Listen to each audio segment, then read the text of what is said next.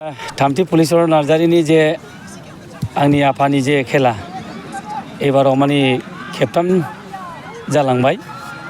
दा जोंनि बे सराइबिल जगेन्द्रपुर गामियाव जिहेतु जोनोम मोननायमोन आरो बिथाङा मोनसे समाजजों गोरोबनानै थानाय बेक्तिमोन आरो आङो बिथांनि जे आंगो फिसा हौवा हिसाबै दिनैनि बे खेला गेलेनायाव बे ओनसोलनि सराइबिल ओनसोलनि गासिबो रायजो राजाया लोब लोब फैनानै बिथांनि जे खेलाखौ नायफैनानै जोङो मदद खालामनायनि थाखाय गासिबो सराइबिल ओनसोलनि रायजो राजाजों लोगोसे दाब दाब गामिनिफ्राय फैनो हानाय गासैबो रायजो राजाखौनो आङो आंनि गोसो गोरबोनिफ्राय बावहरबाय।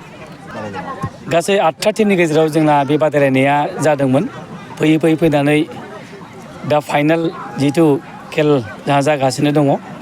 दा बे फाइनाल खेलाव जोंहा जिलिमिलि क्लाब बालागावनि लोगोसे बारदै सिख्ला क्लाब कसुगावनि बिथांमोननि गेजेराव मोनसे मोजां खेलाया दा जागासिनो दङ आरो दसे समनि गेजेरावनो बिथांमोननि गेलेनायनि बे फिथाइखौ जों मोननो हासिगोन आरो बिथांमोननि जे खेलाया जे एबारनि जे खेल जोबोद मेहेरगोनां जासिनदों।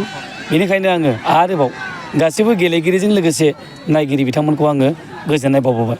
दे थांखि होननानै बुंनाय लोगो लोगो जोंनि समाजाव बिमा आरो बिफानि जे अननाय बेखौ जोंनि समाजा लासै लासै गैया खालामनो हमदों। दा आंनि गोसोआव मोनसे सिन्था आरो धारना खालामनाय जादों जे गावनि जोनोमगिरि बिफा आरो बिमानि जे अननाय बे अननायखौ जोङो बोरै सिबिनायनि मोनसे लामा, जाय लामायाव जोंनि बे फुटबल होनानै गावनि बिफाखौ गोसोखांनायाव मोनसे जोंनि बिमा बिफानि अनलायनायनि मोनसे नेरसोन हिसाबै आं सानो। दा बेखायनो आङो गासैबो समाज फैबाय थानाय लाइमोनफोरखौबो आङो गावनि बिमा बिफाखौ सनमान होनानै गावनि बिमा बिफाखौ मोनसे मान होनानै बे खेलाखौ आं होनाय जादों आरो समाजाव मोनसे मोजां बाताबरन जाहाथे फैयो, मोजां मोनसे मेसेज जाहाथे फैयो जे बिमा बिफानि अननायनि जे नेरसोनखौ देखायलांनायनि बेबो मोनसे राहा लामा होननानै आं सानो।